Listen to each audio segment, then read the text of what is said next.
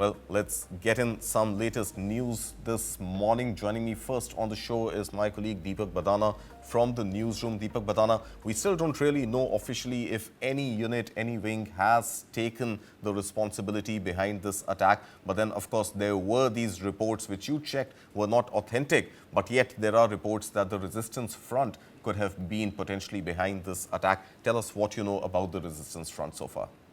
Good morning, Karthik. So let's come first to the statement.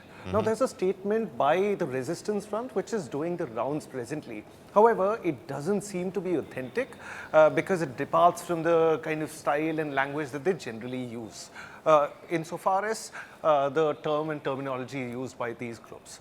However, sources are saying that the resistance group may be one of the responsible for this.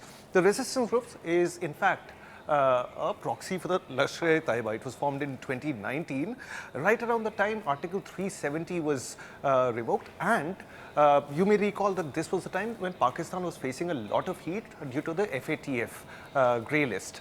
Now, this was the time where these proxies or these terrorist groups came up with a strategy. What they would do is they would rename themselves under seemingly, less than harmful names such as the Resistance Front, and this was an attempt to hide the true nature of these organizations.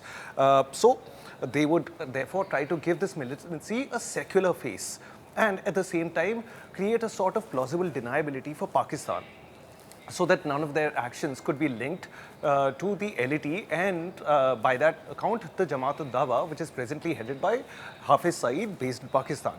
Now, TRF has traditionally always targeted soldiers and security personnel. However, in its desperation, it has gone after civilians as well. And in this attack, which is the largest ever in decades, they've gone after tourists, particularly the last such attack was actually last year. That was also rare because at that point they had attacked pilgrims who were going to the Amarnath pilgrimage. Right. Furthermore, it's presently headed by Sheikh Sajjad Gul, who is TRF's top commander. He again is based out of Pakistan, from where he directs these operations, and from there he receives the backing of the Pakistani deep state. Lastly, this organization was banned in January 2023. NIA had since placed a bounty on Sajjad Gul.